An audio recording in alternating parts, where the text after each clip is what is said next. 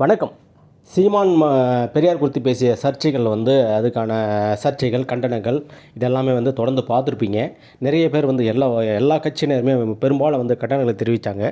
அதாவது பெரியார் சொன்ன கருத்துக்கள், அற்புதமான கருத்துக்கள் நிறைய இருக்கும்போது, இப்போதைக்கு இது தேவையா? அதுவும் சொல்லாத கருத்து, பெரியார் எழுதாத, சொல்லாத கருத்தை இப்படி ஏன் சீமான் திருச்சி பேசாருன்ற மாதிரி பலரும் தங்களோட கண்டனங்களை தெரிவித்தாங்க. இதில் எனக்கு சில கண்டனங்கள் வன்மையாக இருந்தால் கூட திரு சுபா உதயகுமாரன் அவங்க கொடுத்த ஒரு அறிக்கை செய்தித்தாளில் படித்தேன். அது எனக்கு ரொம்பவே பிடிச்சிருந்தது. அதாவது ஒரு அரசியல் தலைவர் முன்னோக்கி செல்லணுமே தவிர பின்னோக்கி போகக்கூடாது. இதுக்கு முன்னாடி இருக்கிற நம்மளோட மிகப்பெரிய தலைவர்கள், ஜீவாவை எடுத்துக்கோங்க, காமராஜரை எடுத்துக்கோங்க, பெரியார் எடுத்துக்கோங்க, அண்ணாவை எடுத்துக்கோங்க, யாருமே அப்பழுக்கற்றவர் 100% அப்பழுக்கற்றவர்லாம் நீங்கள் சொல்லிட முடியாது. அவங்ககிட்ட சில நிறைகுறைகள் இருக்கும்.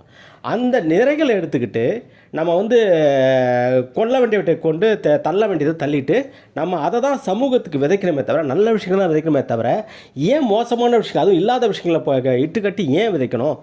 அதனால் சீமான் ஒரு தமிழினத்தின் தலைவராக இருக்க தகுதியை இழந்து விட்டால், அதோடு இப்போது மக்களுக்கு இருக்கிற விலைவாசி பிரச்சனை, அப்புறம் பணவீழ்ச்சி, இப்படி பல பிரச்சனைகள் இருக்குது, வழக்கொள்ளை, இப்படி பல பிரச்சனைகள் இருக்குது.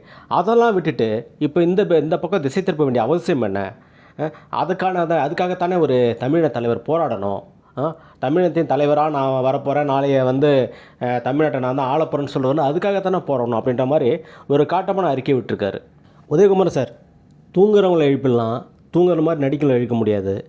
ஒவ்வொன்றும் ஒரு பரபரப்பாக கிளப்பணும் என்ற நோக்கத்தோடையே பேசப்படுகிற பேச்சை அரசியலை நம்ம தவிர்க்கவே முடியாது, ஆனால் புறந்தள்ள முடியும்.